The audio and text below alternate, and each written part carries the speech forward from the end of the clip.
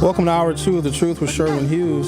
It is my honor and steadfast pleasure to have Congressman Jim Clybourn in studio. He represents the good people of the 6th Congressional District in South Carolina. Mr. Representative, welcome to the program and welcome to Milwaukee. Thank you very much. It's good to be back. Glad you're here. So clearly the burning question, right? The president's debate performance, which was, it left a lot to be desired, and a number of people calling for the president to step down. There's a lot of worry and panic that he may not be able to beat Donald Trump in probably the most consequential election in all of American history. Your thoughts on the debate performance and people using that 90-minute performance to determine who the Democratic nominee should be? Well, thank you very much for having me. First of all, I think you're absolutely correct. This is probably the most consequential election we've had in this country, but I wouldn't say ever since 1876. And that's what they were trying to repeat on January 6, 2021. And I think you're also correct in calling it a performance. Joe Biden has never been a show horse. He's always been a workhorse. Donald Trump is all about show, reality show. He is a show horse. And all of the people who have done analysis of that debate on substance say by far Joe Biden won the debate on substance. But television is about what you see and what you hear rather than what really is the fact. And when I saw it, I knew in the very first question, his first answer, I said then, this is preparation overload. I could see it. I feared it when I heard he was spending 2 or 3 days up at Camp David preparing for this debate. Come on. That much debate for something you've been doing for 3 solid years and in many instances all of your life? No, I thought it was a problem, and that's what showed through. Now, the same thing happened to Ronald Reagan, and the same thing happened to Barack Obama. And, of course, nobody had any kind of narratives out there about them being too old. So, therefore, when it happened to them, they accepted it as being preparation overload, and they went on to win their re-elections after that. But the narrative is not there for some time now about Joe Biden's age. But I want to say for your listeners, I'm here with you today. I left Washington Friday morning, flew to Tampa, Florida. I did an event there Friday night.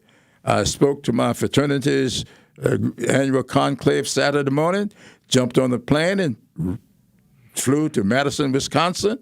Went to Madison and got there at 10 o'clock at night. Sunday, I did 5 events, and I came on here to Milwaukee. And I'm here. This is my 4th event of the day here in Milwaukee. And I am 3 years older than Joe Biden. The difference is this, and I want your listeners to really get this. When I was 6 years old, a car ran over me, broke my left leg.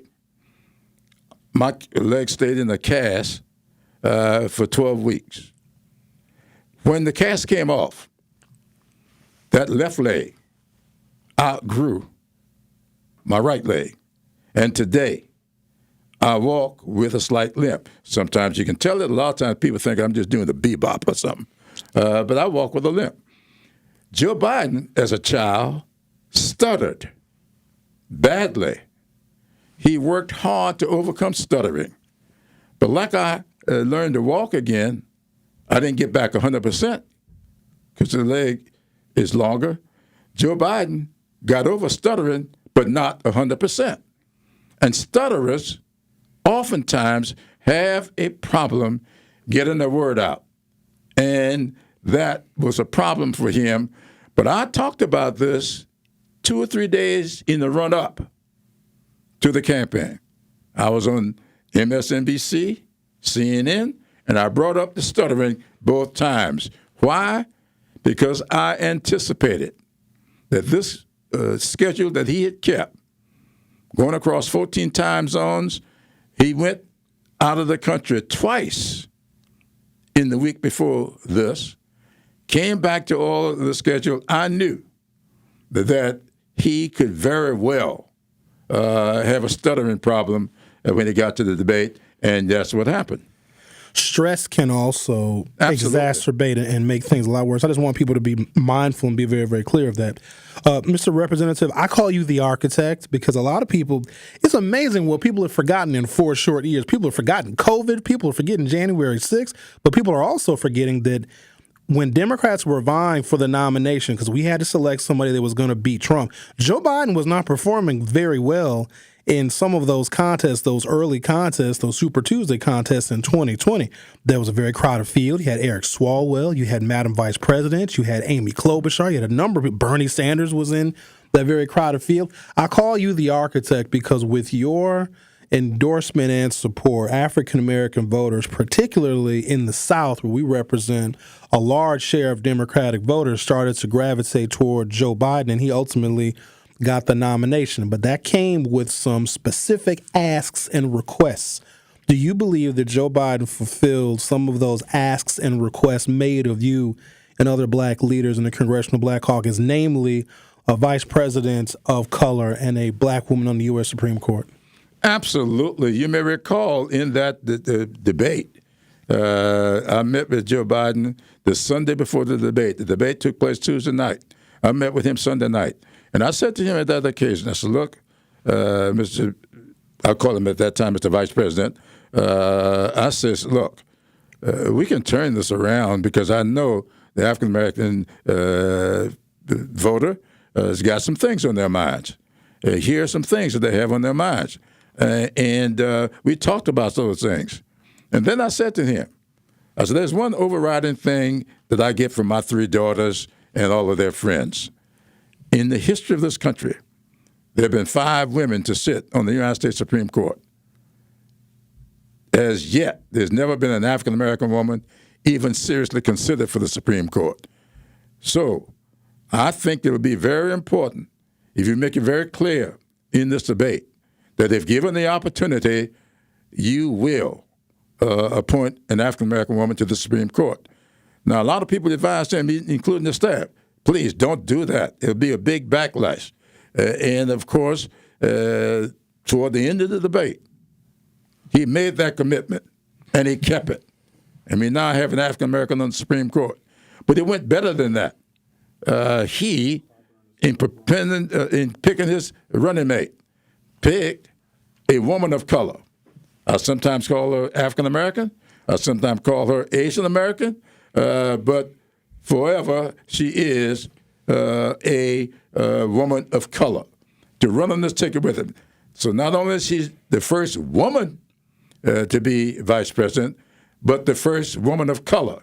Those 2 commitments alone will let you know that this man is prone to keep his commitments. But when it comes to the Supreme Court, he did something else and is doing something else. Joe Biden has appointed more African-American women on courts of appeal in this country than all other presidents combined. He is number 46. So he has appointed more African-American women to the judiciary at the appellate level than all 45 of his predecessors combined. That, to me, is a show of commitment. But look at his programs. He comes in the office, businesses are closed, schools, people are unemployed, 13%. He puts in the so-called rescue plan. What happens with the rescue plan? Not a single Republican voted for it, but we passed it. And we now, the businesses got unshuttered. Schools got reopened. Children got lifted out of poverty. Over half of the children living in poverty got immediately lifted out of poverty. And he did things that we ought to be grateful for. But he followed it up with his infrastructure bill. On my way over here today, I saw all these roads and stuff out there. I see big cautionary barrels everywhere where all of these roads are being built. How many cautionary barrels like that you saw in the 4 years that Trump was president? While Trump was president, he talked about infrastructure every day, did not spend one dime on infrastructure. And so you had roads crumbling, bridges in disrepair, and water and sewage. Y'all get rid of all the lead pipes here in Milwaukee now, somebody told me. How? Joe Biden's infrastructure bill. You got broadband where you never had it before, broadband internet. Why? $65 billion in that infrastructure bill to treat the information highway the same way we treat the interstate highway. That was Joe Biden's mantra. So you go through this and compare what he has done in 3.5 years to what Trump did in 4 years, and there ain't no comparison. And I haven't even gotten to student loan debt relief that he tried to get rid of for the 4 years that he was president, that Joe Biden has given relief to 4.9 million people. One of those entities was called Trump University. Trump University took all those kids' money, did not give them the education they said they were going to give them. He got sued for it. He settled a lawsuit, but he left all those young people with big debt. Joe Biden came along. He eliminated the debt of every one of those students that lost their money on Trump University. So they were left with the debt. Joe Biden eliminated. He cleaned up Trump's mess in student loans, just like he's cleaning up Trump's mess from the COVID-19 when he said to you, "Oh, you can get over COVID-19. All you need to do is put a little Clorox in your veins."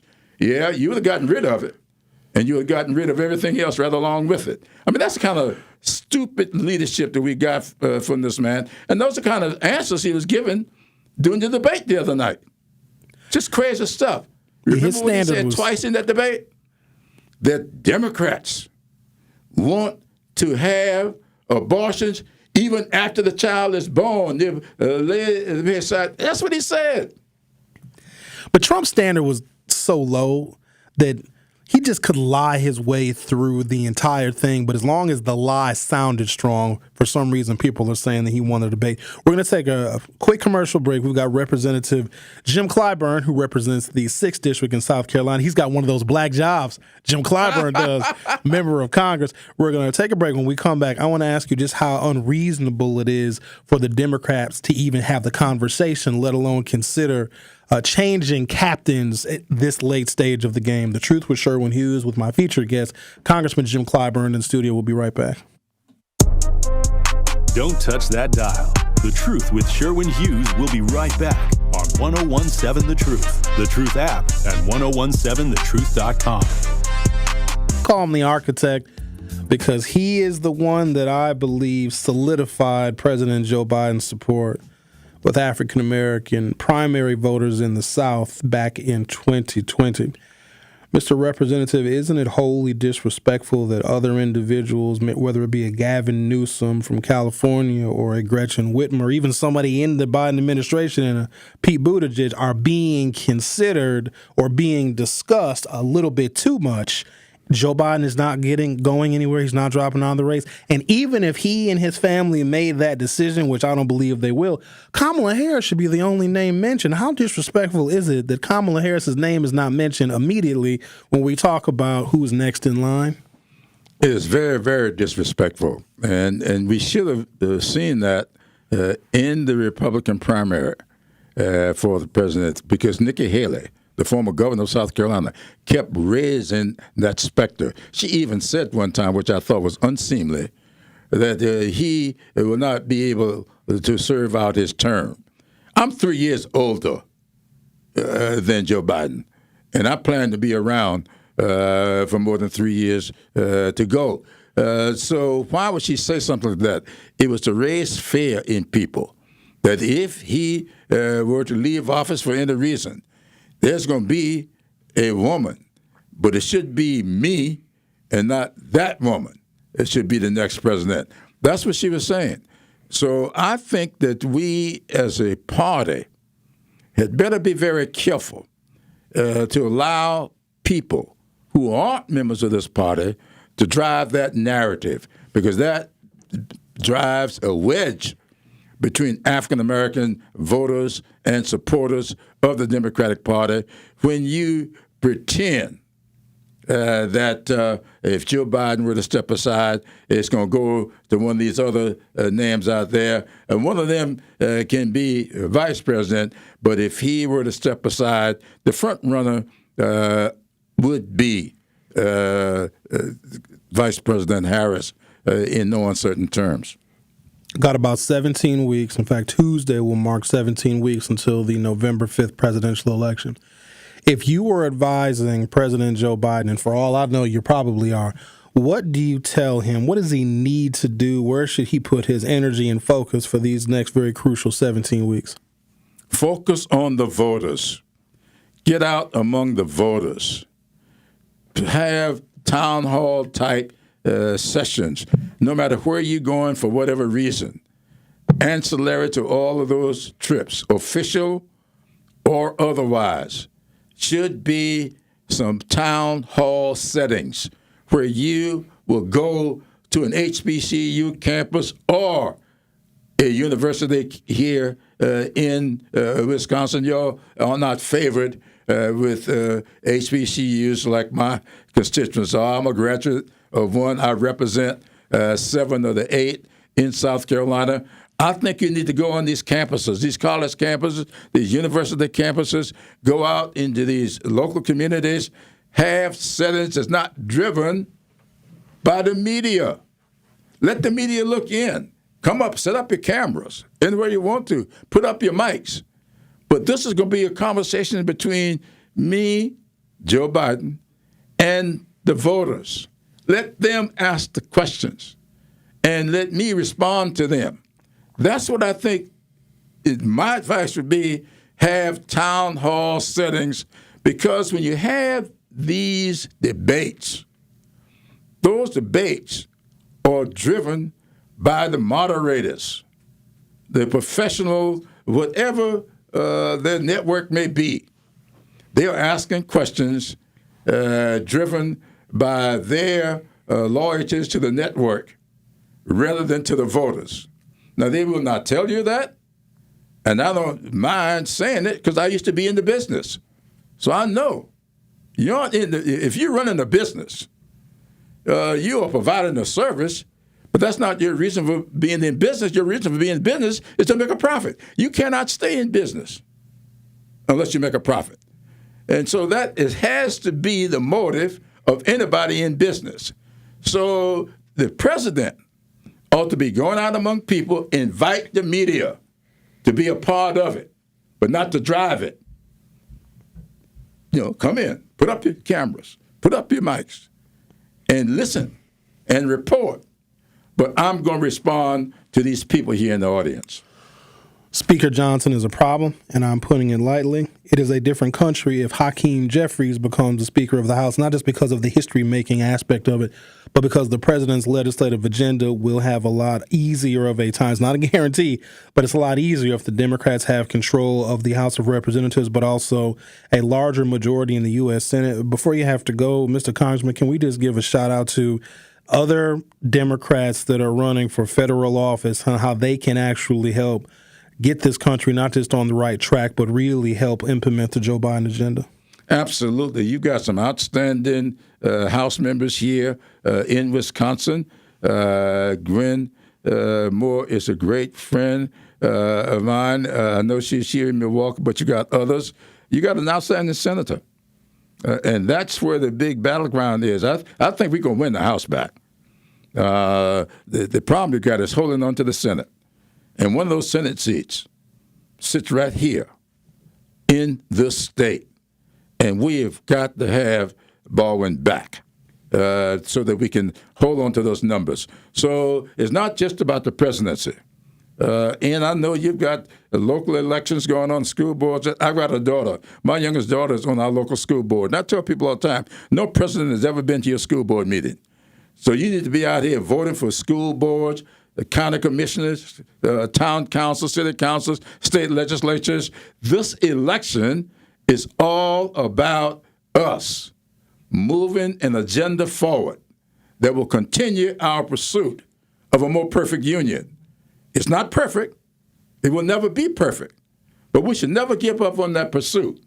The other side, they're trying to turn the clock back, get rid of the Affordable Care Act, turn Social Security into a private insurance so that they can be in the business of making a profit rather than serving the people. Social Security has never been anything but a security blanket for people once they reach their golden years. We are not turning over to the Wall Street to determine what happens with Social Security.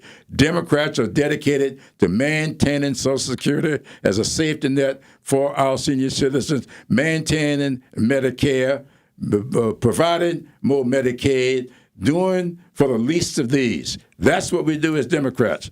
If you want to protect Wall Street and subject your future to the investors on Wall Street, then vote for Trump, because that's what you're going to get. But if you want to make sure that you continue this pursuit, maintain this democracy, not allow the autocracy to come in place, make sure that you leave for your children and grandchildren a country worth having, you need to get out and vote Democratic at the local level and vote for Joe Biden at the national level. Representative Jim Clybourn, it's been an absolute honor. It's been a great pleasure. You are welcome back anytime. Thank you so much for being here, and hopefully we'll see you again real soon back in Milwaukee. Thank you very much. All right. The Truth with Sherwin Hughes on 101.7 FM. We'll be right back.